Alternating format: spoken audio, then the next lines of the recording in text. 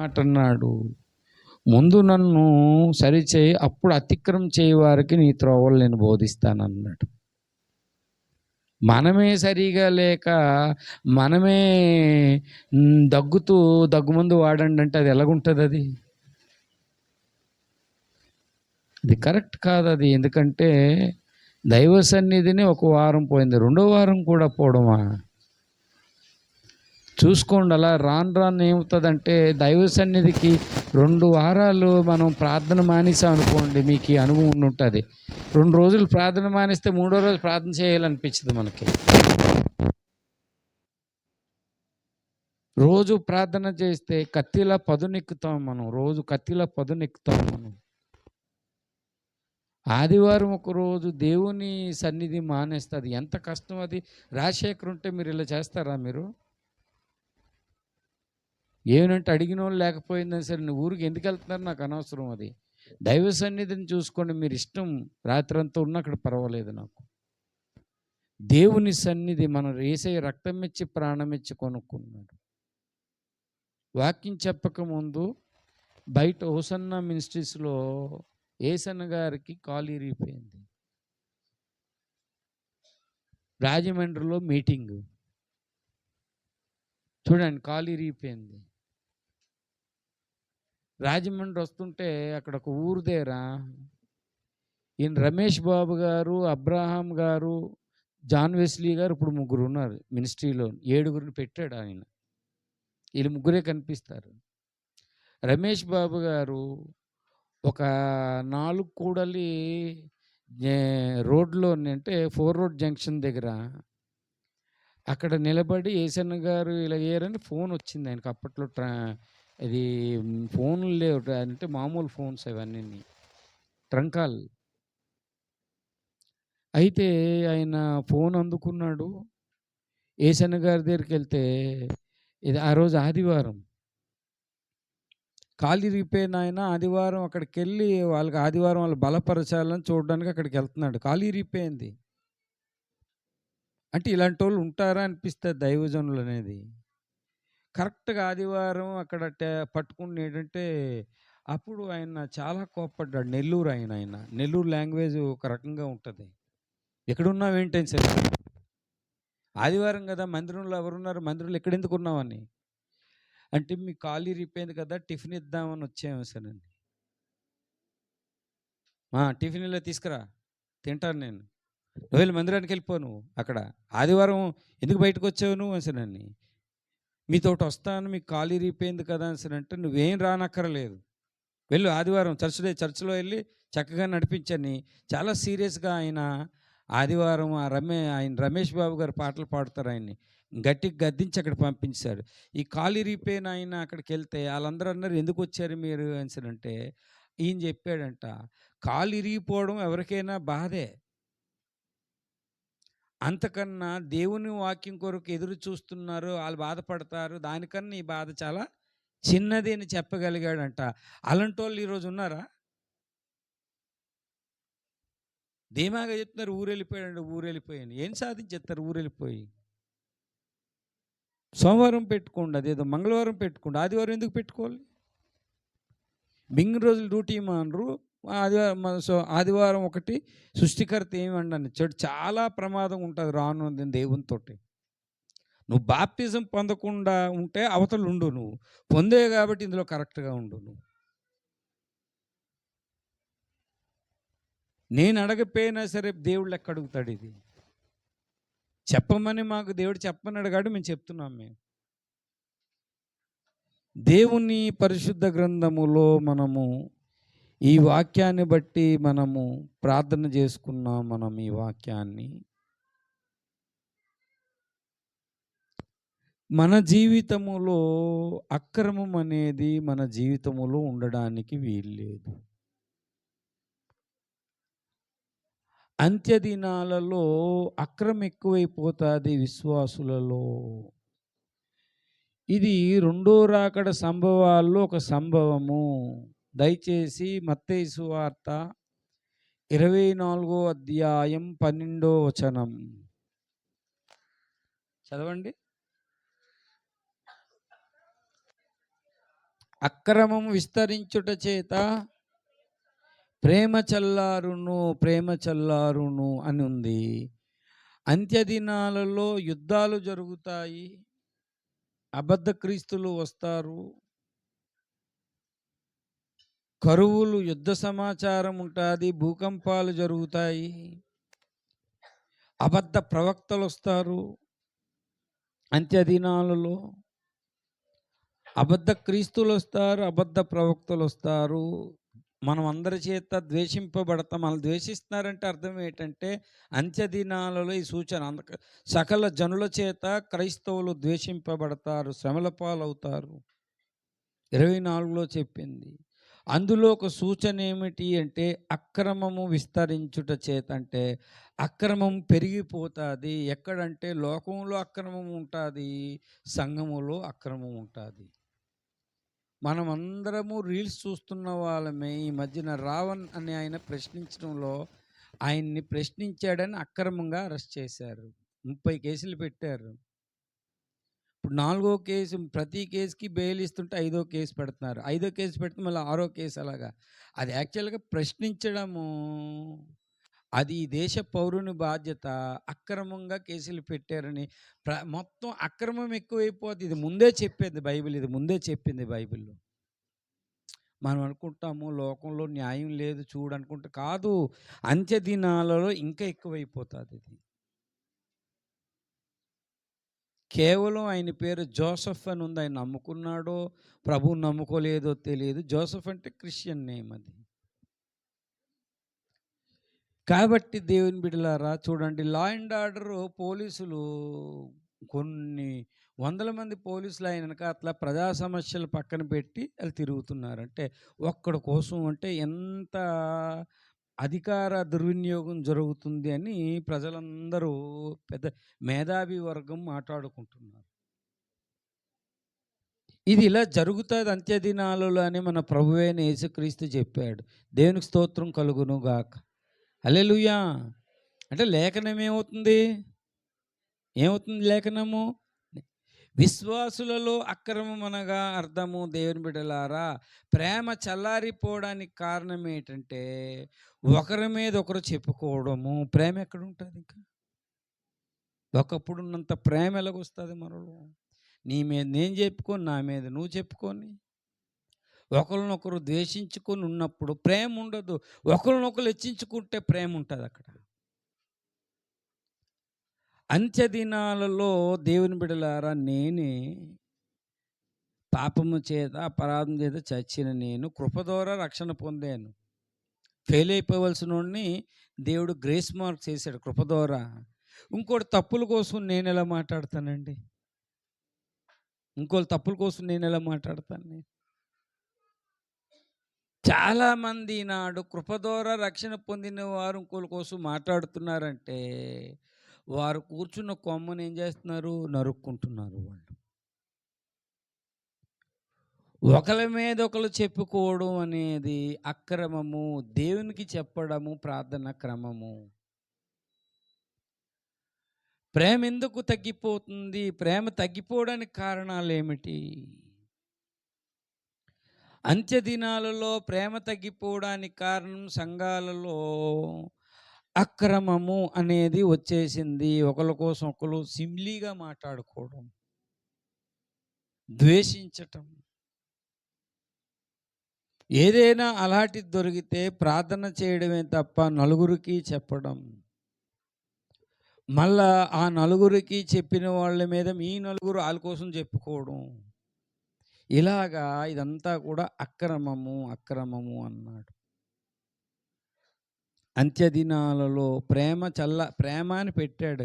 ఒక వ్యక్తి ఇద్దరి మధ్యన ప్రేమ చల్లారిపోవడానికి కారణం ఒకరి పాపంలో ఒకడు కప్పితేనే ప్రేమ విస్తరిస్తుంది. అది ఒకరినొకరు క్షమించుకుంటేనే. ఈరోజు ఎలాగైపోయింది తెలుసా? సంఘస్థులు ఒకరు ఎదిరిపడితే ఒకరు వందనాలు చెప్పలేని పరిస్థితుల్లో ఉన్నారు. ఒక సంఘం దగ్గరికి వెళ్తే ఒకరికొకరు వందనాలు చెప్పుకోలేకపోతున్నారు. మీ సంఘం వేరు, మా సంఘం వేరు. ఇది పాస్టర్లు కొంతమంది ఎదురైతే వందనాలు చెప్తున్నాను, నేను వెళ్ళి వందనాలు చెప్పట్లేదు. నాకు ఇప్పుడు నేను అలా ఆస్తి ఏమైనా తీసుకున్నానా? ఇప్పుడు ఏమేనంటే వందనాలు లేవు. ఇదేంట్రా బాబు ఇలాగ సంఘానికి మధ్యన సమాధానం లేదు. ఎందుకు ఏరియాకి మధ్యన సమాధానం లేదు. రాజ్యం మీదకి రాజ్యము లేస్తారు, జనం మీదకి జనము లేస్తారు. అంత్యకాలపు సూచనలు ఇవన్నీ. అందులో మనకు సంఘానికి సంబంధించింది, సంఘములో అక్రమం ఉండడానికి వీల్లేదు. అక్రమము అనగా అర్థము ఒకరినొకరు ద్వేషించుకోవడం అక్రమము, ఒకరినొకరు హెచ్చించుకోవడం క్రమము, ఘనము. దేవునికి స్తోత్రం కలుగును గాక అని ఒక విషయం ఇక్కడ చెప్పాడు. ఇంకో విషయం ఏం చెప్పాడంటే చూడండి, రోమాపత్రిక 6వ అధ్యాయంలో అక్కడ ఒక విషయం చెప్పాడు. రోమాపత్రిక 6వ అధ్యాయము దయచేసి 18 నుంచి చదవండి. పాపము నుండి విమోచింపబడి నీతికి దాసులైనందున ఇందుకు దేవునికి స్తోత్రం. ఎందుకు స్తోత్రము? మీ శరీర బలహీనతను బట్టి, ఒకవేళ ఏమైనా మనుష్య రీతిగా నేను మాట్లాడుచున్నానా? ఏమనగా ఏమన్నా ఉందమ్మా? అక్రమము చేయుటకై అపవిత్రతకును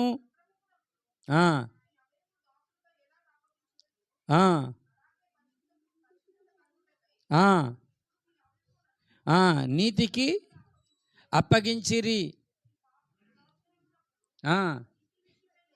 నిర్బంధం లేని వారైతిరి.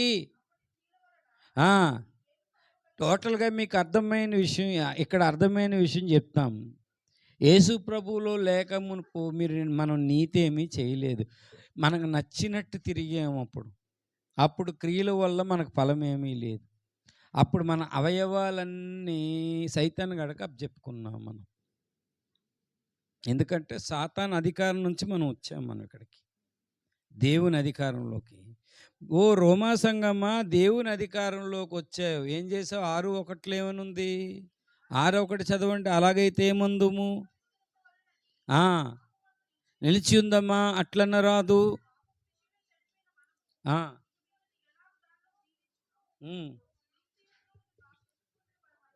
క్రీస్తు యేసులోనికి బాప్తిసం పొందిన మనము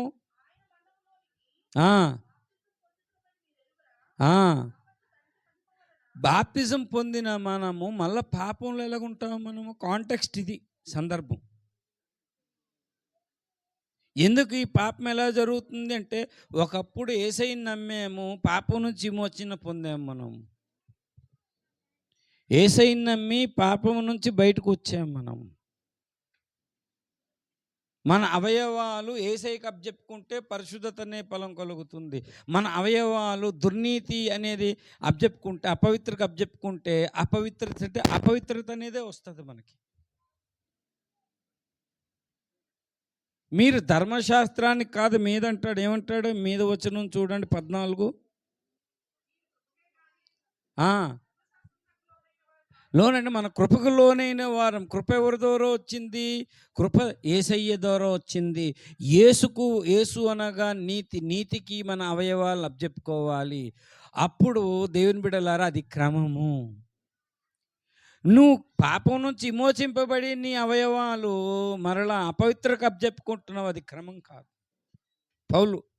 పౌలు తర్కం ఇది ఇక్కడ. ఇందులో పౌలు తర్కిస్తున్నాడు. ఇందులో మీరు బాప్తిజం పొందారు, పాపంలోకి ఎలాగెళ్ళారు, పవిత్రత ఎందుకు లేదంటే కారణము మీ అవయవాలు. నీ అవయము చూడండి. ఒక ఆయన ఉన్నాడు, ట్రైన్లో వెళ్తున్నాడు. 3 పిల్లలు పేకాట ఆడుతున్నారు. 3 అంటే ఎగ్జాంపుల్ దేవుడు గుర్తు చేశాడు. ఈ 3 4 ఆయన్ని అడిగారు. ఏమడిగారు? మీరు కూడా ఒక చెయ్యి మాతో వేయచ్చు కదా అని అడిగారు. అతను అన్నాడు, చేతులు లేవు కదా అన్నాడు. అదేంటి చేతులు, 2 చేతులు నీట్గా చాలా బాగున్నాయి అంటే, ఈ చేతులు నావి కాదు, యేసయ్య రక్తం ఇచ్చి ప్రాణం ఇచ్చి కొనుక్కున్నాడు. ఉందా లేదా బైబిల్లో? మీరు మీ సొత్తు కాదు కొనబడిన వారు. ఉందా లేదా? ఉందన్న వాళ్ళు దేవుని స్తోత్రం చెప్పండి. హల్లెలూయా. దేవుడు కొనుక్కున్నాడు కాబట్టి ఇది దేవునికే వాడాలి. దేవుని బిడ్డనై ఉండి ఈ అవయవాలు దేనికో వాడితే నాకు పరిశుద్ధత రాదు. నాకు ఈ అవయవాలు అపవిత్రతకు వాడితే అది క్రమం కాదని చెప్తున్నాడు పౌలు. మన అవయవాలు దేవుని బిడ్డలారా దేవుడు వాడుకోవాలి నాడు. దేవుడు సంగమంలోని శిరస్సు ఆయనైతే మనందరం అవయవాలమై ఉన్నాం. మనము అవయవాలు దేవుని బిడ్డలారా, మన శరీరం ఆయనకు అవయవాలు. ఈనాడు మనం దేనికి అప్పచెప్పుకుంటున్నాం? మన శరీరాలని, మన అవయవాలని దేనికి అప్పచెప్పుకుంటున్నాం? మనం దేవునిలో నీవు నేను ఒక్కొక్క అవయవం అయితే ఈ అవయవాలు నీతి యేసేకి అప్పచెప్పుకుంటున్నామా, సాతానుకు అప్పచెప్పుకుంటున్నామా? ఇది క్రమం కాదని పౌలు ఖండించాడు. పట్టుకో, అక్కడే యేసయ్య అన్నాడు, ప్రేమ ఎందుకు చల్లారిపోయిందంటే ఇగో మీలో ద్వేషం అనేది అది అక్రమము, అది మంచిది కాదు, దేవుడు ఒప్పుకోడు. మూడోది దేవుని బిడ్డలారా, ఇంకా కొంచెం ముందుకెళ్తే అక్కడ చెప్తున్నాడు చూడండి, రోమా పత్రికలో చెప్పినట్లు మొదటి తెస్సలోనికలకు రాసిన పత్రికలో 5వ అధ్యాయములో ఇక్కడ ఒక క్రమాన్ని నేర్పిస్తున్నాడు. 5వ అధ్యాయము, దయచేసి మొదటి తెస్సలోనిక పత్రిక 5వ అధ్యాయం 12వ వచనం. మరియు సహోదరులారా, ఆ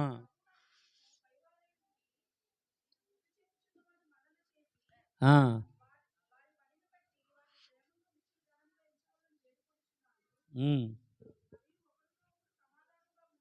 ఆ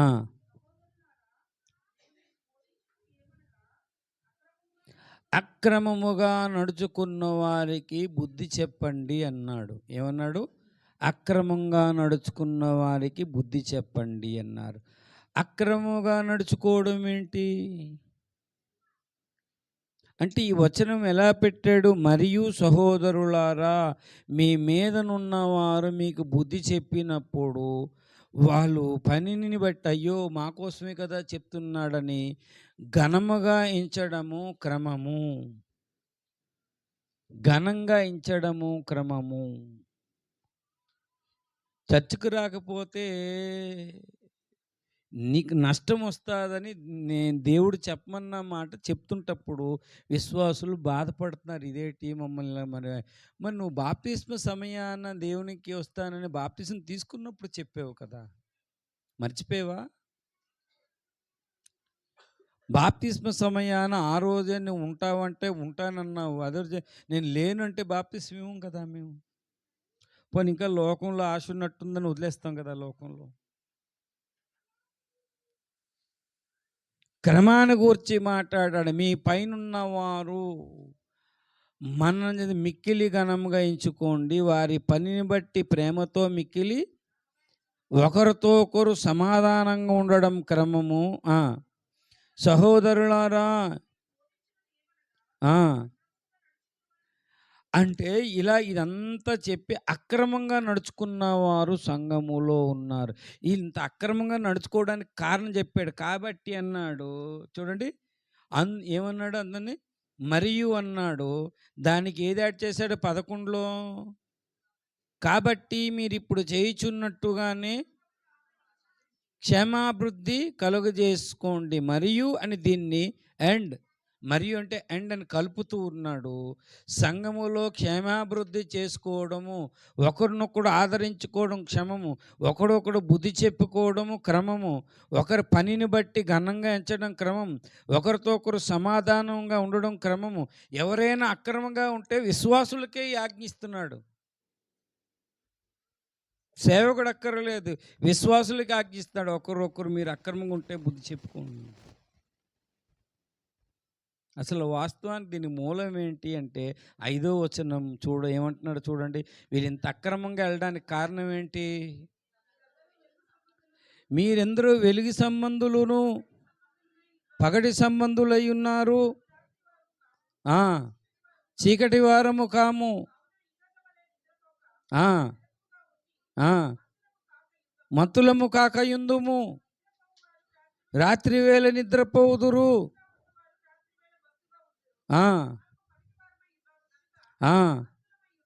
ఆ, విశ్వాస ప్రేమ కవచము. ఆ, ఆ, ఇక్కడ పెద్ద మాట, బరువైన మాట వాడాడు. అర్థం ఏంటంటే, ఎందుకనగా మనం రక్షణ పొందుటకే నియమింపబడ్డాం కానీ, చెప్పండి అందరూ, మనము రక్షణ పొందుటకే నియమింపబడ్డాము కానీ ఉగ్రత పాలగుటకు నియమింపబడలేదంటే, ఉగ్రత అంటే అర్థం ఏంటంటే నరకానికి పోవుట. ఉగ్రత అనేది దయచేసి నరకానికి పోవుట. దేవుడు ఎవరి మీద అయితే ఉగ్రతను సమకూర్చాడో నరకానికి పోతాడు వాడు. అరణ్యములో చాలామంది దేవుని ఉగ్రతకు గురి అయిపోయారు. కారణం ఏంటంటే వారు క్రమము లేదు. ఎన్ని సంవత్సరాల నుంచి దేవుడు చూస్తున్నాడు, క్రమ పడతారేమోనని. క్రమ పట్టడం లేదు. దేవుడు ఒక్కరోజు చేయగలడా లేదా? యథార్థంగా చెప్పండి, సృష్టిని ఒక క్షణం చేయలేడా? ఏ నవీన్ ఒక క్షణంలో చేయలేడా? ఎంత క్రమంగా మొదటి రోజు ఇది జరగాలి, రెండో రోజు ఇది జరగాలి, ఇది మూడో రోజు అని ఎంత క్రమాన్ని దేవుడు మన జీవితంలో క్రమంగా ఒక్కొక్కటి జరగాలని దేవుడు నేర్పిస్తున్నాడు. ఈ రోజులో క్రమం లేదు. ఎన్ని వాక్యాలు చెప్పు, నేను రెండో సందేశం నేను బయట సైలెంట్గా వెళ్ళిపోతాను. యేసయ్య వచ్చి చెప్పినా నేను విన్నాను. ఎందుకంటే నాకు బుర్రకాయ నొప్పి, నాకు గుండె నొప్పి, నాకు తలనొప్పి, ఈ నొప్పి ఆ నొప్పి అని చెప్పి వెళ్ళిపోతున్నా. కానీ దేవుని సన్నిధి, అయ్యో ఆఖరి వరకు ఆశీర్వాద ప్రార్థన ఇస్తారు, దైవజనుడు ఆశీర్వాదం పొందెళ్దాం అంటే ఇలాగంటే ఎంత కోపము. అస్సలు పట్టింపు లేదు. అయ్యో బాప్తిజం పొందినప్పుడు ఎంత శ్రద్ధగా ఉన్నావు నువ్వు, తొలి దినాల్లో ఎంత సమయమైన దేవుని కొరకు ఇచ్చావు. ఇప్పుడు ఏంటంటే దేవుని సన్నిధానంలో ఉండటం ఎందుకంటే అర్థం ఏంటంటే, రెండు రకాల సంబంధాలు ఉన్నారు. వెలుగు సంబంధులు, చీకటి సంబంధులు. ఎక్కువగా వెలుగు దగ్గర ఉండడానికి ఇష్టపడరు. వెలుగు సంబంధం అయితే దేవుని బిడ్డలారా ఒక క్రమముగా నడుచుకుంటాడు, దేవునికి టైం ఇవ్వాలని చూస్తాడు. అంటే మేము వెలుగు సంబంధం కామా అంటే అంటే చెప్తున్నాడు, వెలుగు సంబంధం అయితే క్రమంగా నడుచుకుంటావు. పౌలు అదే చెప్తున్నాడు ఇక్కడ.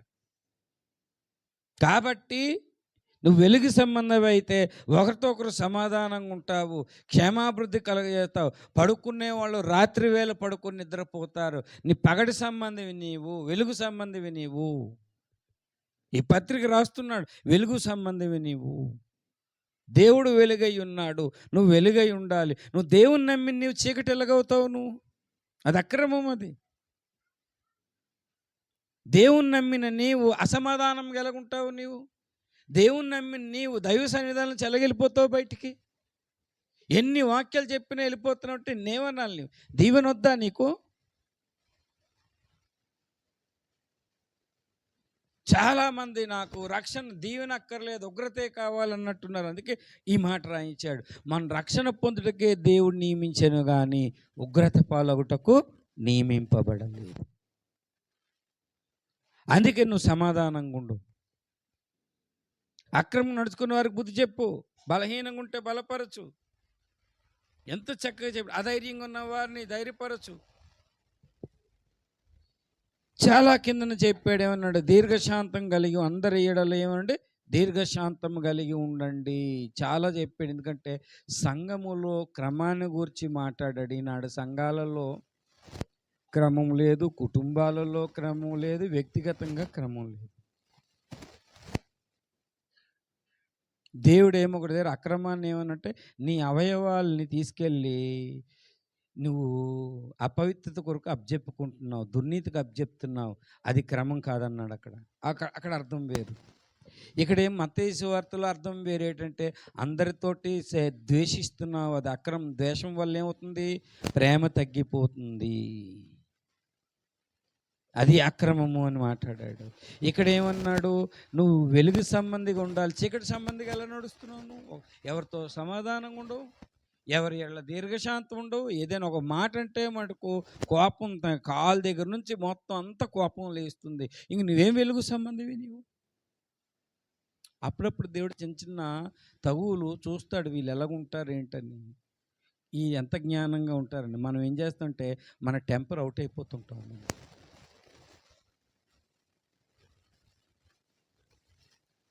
ఒక ఫ్యామిలీ డిస్ప్యూట్ జరిగింది. ఆ డిస్ప్యూట్‌లో చక్కగా దేవుని సహాయంతో కడుతుంటే ఒకడు మధ్యలో అంటున్నాడు, ఏమంటున్నాడు తెలుసా? చెడగొట్టేయాలని. మొత్తం దేవుడు కడుతున్నాడు అలా కుటుంబాన్ని కడుతుంటే, మధ్యలో అంటున్నాడు, "ఈళ్ళు వేరే విధంగా చూద్దాంరా వీళ్ళని" అంటున్నాడు. అంటే అర్థం ఏంటి? వేరే విధంగా వీళ్ళని కొట్టి బెదిరిద్దామని అనుకుంటున్నాడు. వేరే విధంగా నేను వెంటనే ఆలకించాను. వేరే విధంగా చూస్తే సంఘానికి ఎందుకొచ్చారు? వేరే విధంగా చూసుకోండి. సంఘంలో నాతోటేం పని? 4 బుద్ధి మాటలు చెప్పి సరైన త్రోవలో పెట్టడం నా పని. వేరే విధంగా అంటే ఆ వ్యక్తిని బెదిరిద్దాం, కొడదామని చూస్తామంటే అక్కడికెళ్ళి చేసుకోండి. నా దగ్గర ఎందుకొచ్చారు మీరు? అలాంటోళ్ళు కుటుంబ తగువుల్లో రెచ్చగొట్టినోళ్ళు ఎక్కువుంటారు గానీ, కట్టేవాళ్ళు తక్కువుంటారు.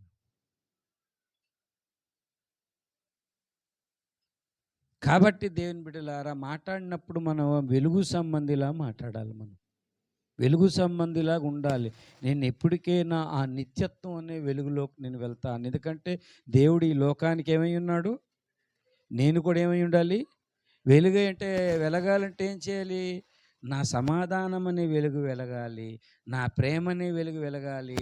నా ధైర్యం అనే వెలుగు వెలగాలి. అది అర్థం అక్కడ చెప్తున్నాడు. కాంటెక్స్ట్ అది. అక్రమం అనే చీకట్లో నేను నడవకూడదు. క్రమం అనే వెలుగులో నేను నడవాలి. దేవునికి స్తోత్రం కలుగును గాక. హల్లెలూయా! హల్లెలూయా! ఆ పక్క అధ్యాయంలోని డైరెక్ట్ స్టేట్మెంట్ చెప్పాడు. ఏమన్నాడు? పక్క అధ్యాయం 3వ అధ్యాయం పక్కన 2 తెస్సలోనిక 3వ అధ్యాయం దయచేసి దేవుని బిడ్డలారా చూడండి. 6వ వచనం. సహోదరులారా, మా వలన పొందిన బోధ ప్రకారం కాక, అంటే పౌలు చెప్పిన బోధ కాకుండా మీరు అక్రమంగా నడుచుకుంటే, అక్రమం నడుచుకుని ప్రతి సహోదరుడి యొద్ద నుండి తొలగిపోవలెను ఆజ్ఞాపించుచున్నాను. తెలియనని చెప్పాడు. పౌలు ఎక్కడ కూడా, పౌలు జీవితాన్ని మనం చూస్తే ఎక్కడ అక్రమం మనకు కనిపించదండి. పౌలు జీవితంలో ఎక్కడ అక్రమం కనిపించదు. శరీరం లోబడదని క్రమం ఏం చేశాడు? శరీరాన్ని ఏం చేశాడు? నలగొట్టుకున్నాడు. క్రమం అది. నలగొట్టుకోకపోతే శరీరానికి దొరికిపోతాడు పౌలు. రాత్రులు ఉపవాస ప్రార్థన చేశాడు. రాత్రిపూట ప్రార్థన చేశాడు. శరీరాన్ని నలగొట్టుకున్నాడు. నలుగురికి మాదిరిగా నిలబడ్డాడు. దేనికి స్తోత్రం కలుగును గాక. హల్లెలూయా! హల్లెలూయా!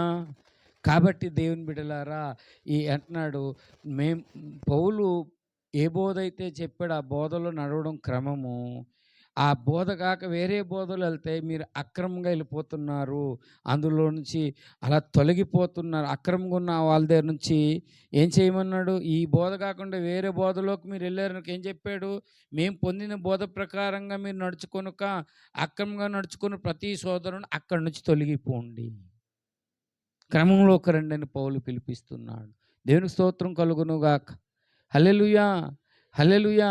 ఒక విధంగా చెప్పాలి అంటే దీన్ని ఏమని చెప్తున్నారంటే, కమ్ బ్యాక్ అపోస్టలిక్ టీచింగ్. రండి, మరలా మీరు అక్కడి నుంచి మళ్ళా పీచేమూండ్ అంటే రిపెంటెన్స్ అయ్యి సత్యబోధలోకి రండి మీరు. అప్పుడప్పుడు అక్రమంలోకి వెళ్ళిపోతుంటాం. వేరే బోధ అని కొంతమంది జ్ఞానం అని చెప్పి కొంతమంది పిచ్చి బోధలోకి వెళ్ళిపోతారు కొంతమంది. ఆ జ్ఞానం ఎక్కువైపోయి ఎంత జ్ఞానం అయిపోద్దంటే వాయిద్యాలు ఎక్కడ బైబిల్లో లేవని చెప్తాడు. బైబిల్లో ఎక్కడ వాయిద్యాలు లేవు. బైబిల్లో ఎక్కడ పరిశుద్ధాత్మ వరాలు ఆగిపోయారంటారు. అందుకనే ఆ దేవుడు మనలను పరిశుద్ధులుగానే పుట్టించాడంటాడు. దేని బట్టి? గర్భఫలము దేవుడిచ్చు అది అపవిత్రం అవుతుందా? పవిత్రమే కదా, అందుకే పాపం లేదని అలా కొంతమంది మాట్లాడుకొని ఆ బోధలోకి వెళ్ళిపోతుంటారు కొంతమంది. అక్రమముగా నడుచుకున్న ప్రతివానికి అని చెప్పగలిగాడు. ఎందుకంటే అది అక్రమము. అక్కడి నుంచి బయటికి రండి మీరు. ఈ బోధ కాక వేరే బోధకి వెళ్తే అది అక్రమం. అది అంతేకాదు, ఇంకొక అక్రమం చెప్పాడు. ఏం చెప్పాడు? 11లో చెప్పాడు, మీలో కొందరు ఏ పనియు చేయక ఏ పని చేయకుండా ఎదుటోళ్ళు ఎలా పోతున్నారు, వీళ్ళు ఎలా పోతున్నారు, వాళ్ళు ఎలా పోతున్నారు, వీళ్ళకి కావాలి. అది అక్రమము. ఈ రోజుల్లో భార్యాభర్తలు పని చేసుకోవాలి. ఇటు సేవకుడు సేవకురాలను దేవుని పని చేయాలి. ఖాళీగా ఉండడానికి వీలు లేదు. ఆ ఖాళీగా ఉన్నప్పుడు, ఆ ఖాళీ టైంలో ఏం చేస్తారు కొంతమంది, చీకటి దూరిపోయి ఆళ్ళెలాగున్నారు పరుల జోలికి పోతుంటారు. వీళ్ళెలాగా ఆళ్ళెలాగా ఆళ్ళలాగా. దుష్టుడు పుట్టించిన ప్రశ్నలు వస్తాయి ఆ వ్యక్తులను, కొంతమందిలోను. పరిశుద్ధాత్మను పుట్టించే ప్రశ్నలు రావు వాళ్ళకి. దుష్టుడు పుట్టించిన ప్రశ్నలు వస్తుంటాయి కొన్ని. వాళ్ళెలాగున్నారు, వీళ్ళెలాగున్నారు, వీళ్ళెలాగున్నారు, వీళ్ళెలాగున్నారంటే దేవుడు అడుగుతాడు, నువ్వెలాగున్నావు నువ్వు? పరుల జోలికి ఎందుకు పోతున్నావు నువ్వు? నీకేం అవసరం? నీ సంగతి ఏదో నువ్వు చూసుకోవాలి నువ్వు. ఎందుకంటే ఏ పని లేదు, ఏదో ఒక పని చేయని. పని చేస్తే మటుకు ఏ గొడవ ఉండదండి. దేవుని కొరకు కష్టపడి పని చేస్తే వేరే మైండ్ ఉండదు. ఆడు పనికి వెళ్తాడు, కష్టపడి వస్తాడు, బైబిల్ ఉంటే చదువుకుంటాడు, చక్కగా పడుకుంటాడు. ఏ పని లేనుండి ఏంటంటే పరుల జోలికి పోతుంటారు పట్టుకుని. అది మనకి ఇవ్వలేదండి దేవుడు.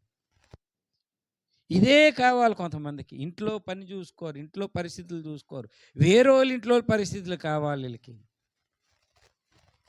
ఇప్పటికే 4 దెబ్బలు తినేసి ఉన్నాం. ఇప్పటికే దేవుడు అనేక బుద్ధి చెప్తుంటే అది బుద్ధి చూసుకో, ఇవి కావాలి, ఇవన్నీ కావాలి నీకు. నా ఆత్మీయ ఆరోగ్యం సరిగా లేదు, నేను ఎలా చేసుకుందాన్ని చూడవు. ఏదంటే ఎంతసేపు ఇతరులకు జోలికి పోదామనేది అక్రమము. జాగ్రత్త, జాగ్రత్త అని పౌలు హెచ్చరించాడు. కొంతమంది బయటకు ఒకలాగా ఉండడము, లోనకు ఒకలాగా ఉండడం కూడా అక్రమమే అన్నాడు. మత్తయి సువార్త 23వ అధ్యాయము, మత్తయి సువార్త 23వ అధ్యాయం చూడండి. మత్తయి సువార్త 23వ అధ్యాయములో 28 అనుకుంటాను చూడండి. వెలుపట మనుషులకు నీతిమంతులుగా, అంటే బయటికి చాలా నీతిమంతులుగా కనిపిస్తారు, లోపల వేషధారంతోనూ అక్రమముతో నిండి ఉన్నది అనే మాట వాడాడు. అక్రమముతో నిండి ఉన్నది. లోపల బయటికి చాలా ప్రార్థనాపరులుగా మాట్లాడతారు, కానీ లోపల అది ఉండదు. అప్పటికే అందులో ఒక మాట అన్నాడు, ఏమన్నాడంటే, సమాధి ఎలాగుంటుంది, సున్నం కొడితే ఎంత నీట్గా ఉంటుంది, బయటకు అంత నీట్గా ఉంటారు, లోపల ఏముంటుంది సమాధి లోపల, అది బాగా కంపు కొడుతుంది, అసహ్యంగా వాసన, కుళ్ళు, కల్మష్యం, లోపలంతా మట్టి తినేసి ఎముకలు తినేసి ఉంటుంది. అలాగ ఉంటారు కొంతమందిని యేసే చెప్పాడు. ప్రపంచంలో ఈ ఎగ్జాంపుల్ చెప్పే ఉండరు. సున్నం కొట్టిన సమాధులు బయటికి నీతిమంతుల్లా కనిపిస్తారు, లోపలే ఉంటుంది అక్రమంతోనూ, ఇంకేమన్నాడు, వేషధారణతో. ఈ వేషధారణ బయటకు ఒకటి, లోనకొకటి వేషధారణ అక్రమము, అక్రమము అని హెచ్చరించాడు దేవుడు. అక్రమము అని హెచ్చరించాడు దేవుడు. కాబట్టి దేవుని బిడలారా, మత్తయి సువార్తలో ఒక మాట చెప్పారు. మత్తయి సువార్త 7వ అధ్యాయము 22వ వచనం. మీకు ఒక ప్రశ్న వేస్తున్నాను. అది అక్కడ, ఆ దినమందు నీ నామంలో ప్రవచించలేదా, వెలగొట్టలేదా, చేయలేదా? అక్రమము చేయువారులారా, నా యొద్ద నుండి పొండని చెప్పాను, నా యొద్ద నుండి పొండని చెప్పాను. దేవునికి స్తోత్రం కలుగును గాక. హల్లెలూయా, హల్లెలూయా. అంటే యేసు ప్రభు దయ్యాలు వెలగొట్టలేదండి. యథార్థంగా చెప్పండి, వెలగొట్టాడా లేదా? వెలగొట్టాడా లేదా? యేసు ప్రభు వెలగొట్టాడు. ఇదిగో లోకాధికారి వచ్చుచున్నాడు, వాడితో నాకేం సంబంధం అని ప్రవచించాడా లేదా? చచ్చిపోయిన లాజరు సమాధిని లేపాడా లేదా? మరి ఇవన్నీ యేసుప్రభు చేసి మళ్ళా ప్రవచించలేదా, అద్భుతములు చేయలేదా అని అంటాడు ఏంటండి ఈయన? అంటే అక్కడ ఒక ఇలా చేస్తూ ఈయనకి ఈయనే కౌంటర్ ఇచ్చుకుంటున్నాడా ఈయన? అంటే యేసు ప్రభువారు చెప్పిన సత్యం ఏంటంటే, అద్భుతముల కన్నా, ప్రవచనాల కన్నా ఇంకేముంది?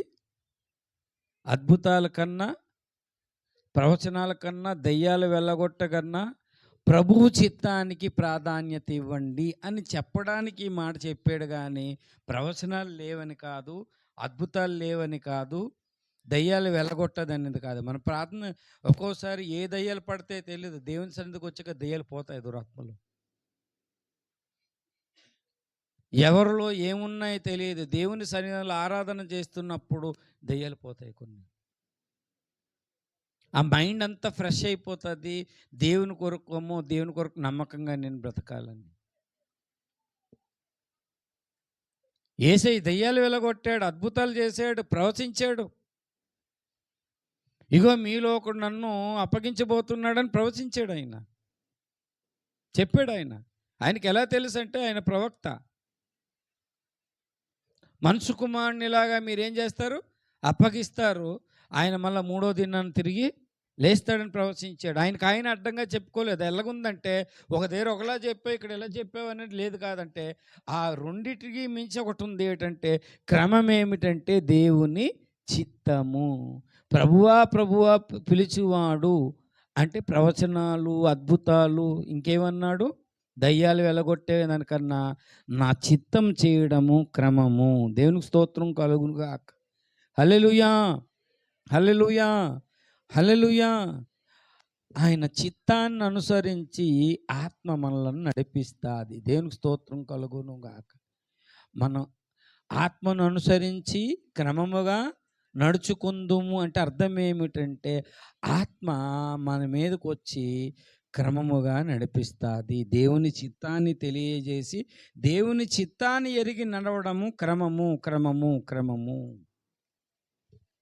దేవుని చిత్తం ఏంటి అంటే, దేవుని చిత్తం చేయకే మనం అక్రమంలో బ్రతుకుతున్నాం. మనం దేవుని చిత్తం ఏంటంటే, మొదటి తిమోతి పత్రిక 2వ అధ్యాయము, మొదటి తిమోతి 2వ అధ్యాయము 4-5 వచనాలు. మనుషులందరూ రక్షణ పొంది సత్యాన్ని గూర్చి అనుభవజ్ఞానం గలవారై ఉండాలని ఇచ్చయించుచున్నాడు. దేవునికి స్తోత్రం కలుగునుగాక. హల్లెలూయా. దేవుని చిత్తములో ఇక్కడ గుర్తుపెట్టుకోండి, సంఘములో ఉన్నవారు ఆ చిత్తము వేరు, వ్యక్తిగతంగా దేవుని చిత్తము వేరు, కుటుంబానికి చెప్పిన ఉద్దేశం వేరు. దేవుని చిత్తం సార్వత్రికంగా ఏం చెప్తుందంటే, మనుషులందరూ, అందరి గురించి మాట్లాడుతున్నారు. మనుషులందరూ ఏం చేయాలి? రక్షణ పొంది అంటే చాలామంది రక్షణ పొందేమని భ్రమపడుతున్నారు. రక్షణ పొందితే ఏది యథార్థత? నీ యథార్థత ఏది? నీకు అంత సమయం ఉంది కానీ నువ్వు ఉపవాస ప్రార్థన రావట్లేదు. యథార్థత ఏది? ఉపవాస ప్రార్థన శుక్రవారం జరుగుతుందని తెలుసు, రావాలని తెలుసు. నువ్వు యథార్థవంతుడువేనా, యథార్థవంతురాలువేనా? నువ్వు డ్యూటీకి వెళ్ళిపోతే నీకు అవకాశం లేదు. సమయం ఉంది కదా నీకు. దేవుడు సమయాన్ని ఇచ్చాడు కదా నీకు.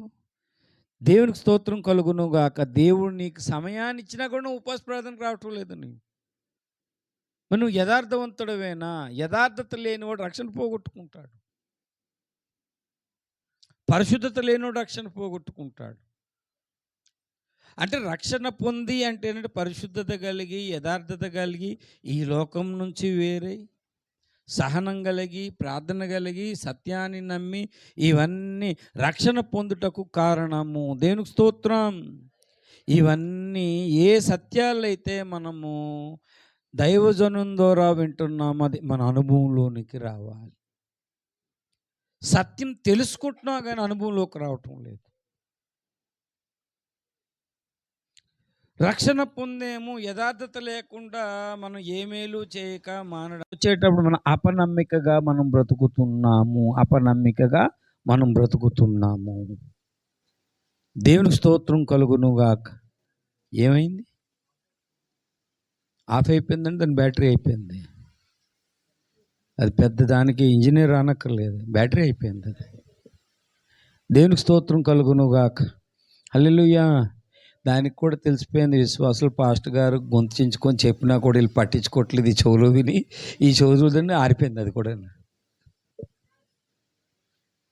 ఈనాడు సంఘాలలో అక్రమం అనేది అంత్యదినాల్లో జరుగుతుంది, ఒక సూచన అది.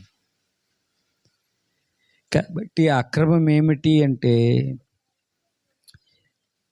సంఘములో ద్వేషం ఉండడం వల్ల ప్రేమ ఉండదు. సంఘములో వెలుగు సంబంధాలు తక్కువైపోతారు, చీకటి సంబంధాలు ఎక్కువైపోతారు. ఎందుకంటే దేవుని కన్నా లోకం ఇష్టం వాళ్ళకి. ఆదివారం అలాగా ప్రార్థన ఉన్నారు కానీ ఒక చట్టం చేశారనుకో, ఆదివారం త్వరలో చట్టం చేస్తారు ఆదివారం చర్చికి రాకూడదని. ఎన్ని ఊర్లు వెళ్ళొచ్చో వాళ్ళు, ఎన్ని ఊర్లు వెళ్ళొచ్చు, ఎవడు అడిగినోడు ఉండదు. ఇంకా చట్టం ఏమంటే వద్దాం అనుకున్నాం పాస్టర్ గారు, చట్టం అంటుంది. ఎంత సరదావో వాళ్ళకి కొంతమందికి.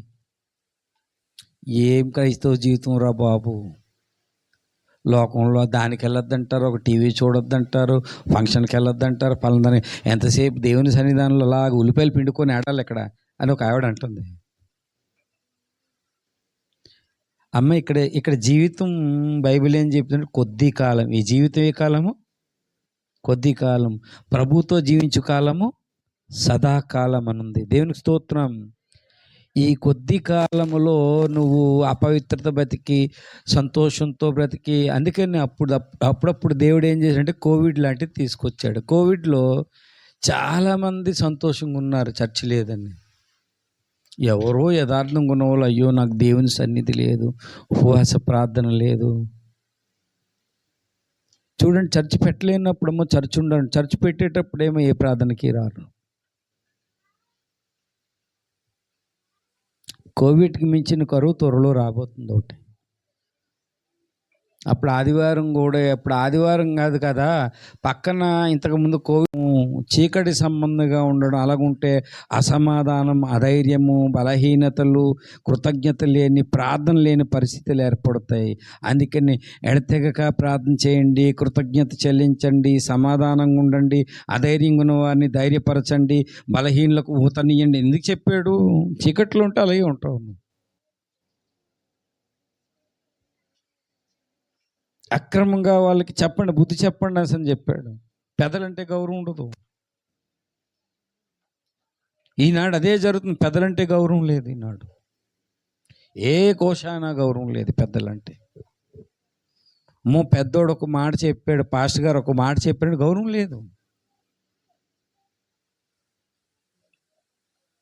మీ పైన వారిని ఏంటంటే వాళ్ళు మిమ్మల్ని హెచ్చరిస్తున్నారు, మన్నన చేసి అంటే విధేయత చూపించండి, దాన్ని ఘనంగా స్వీకరించండి.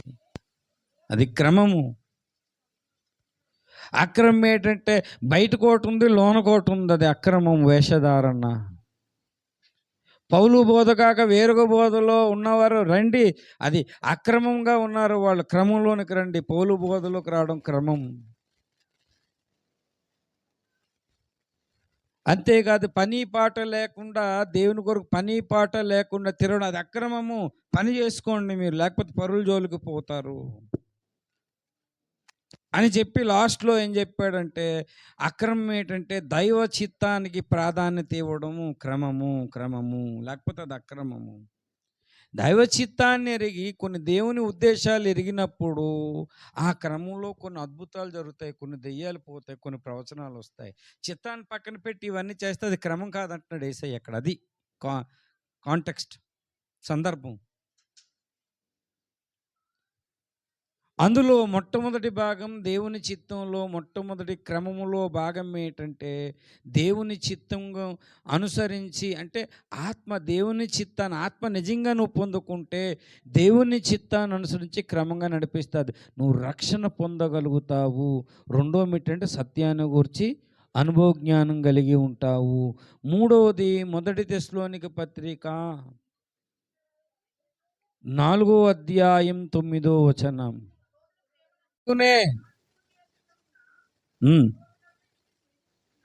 సహోదరులందరూ ప్రేమించుచున్నారు.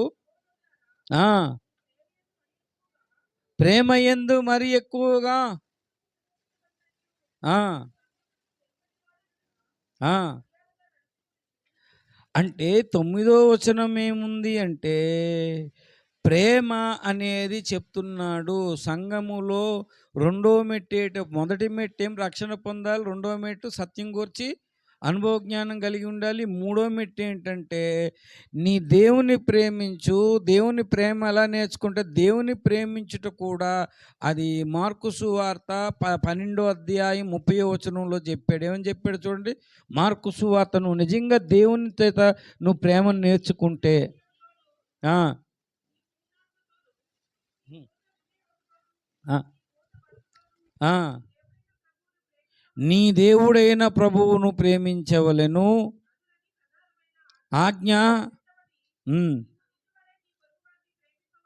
యథార్థంగా మనందరికీ దేవుడు మాట్లాడుతున్నాడండి. దేవుణ్ణి ఎలా ప్రేమిస్తున్నాం అదే ప్రేమతో విశ్వాసులు ప్రేమిస్తున్నామా? ఇది క్రమం ఇది. ఇది క్రమం. ఎందుకంటే ప్రత్యక్ష గుడారములో బలిపీఠం ఉండాలి, ఇత్తడి గంగాలం ఉండాలి, సన్నిధి రొట్టెల బలుండాలి. క్రమముగా రొట్టెలు పేర్చినప్పుడు ప్రత్యక్ష గుడారంలో అన్ని క్రమంగా ఉన్నప్పుడు గుడారం మీదకేమొచ్చింది? కరెక్ట్ చెప్పాలి. గుడారం మీదకేమొచ్చింది? మహిమ మేఘం వచ్చింది గుడారం మీదకి. ప్రత్యక్ష గుడారంలో మహిమ మేఘం వచ్చింది. దేవునికి స్తోత్రం కలుగునుగాక. హల్లెలూయా! మనము కూడా దేవుని బిడలారా దేవుని క్రమము ఉన్నప్పుడు లేక ప్రత్యక్ష గుడారం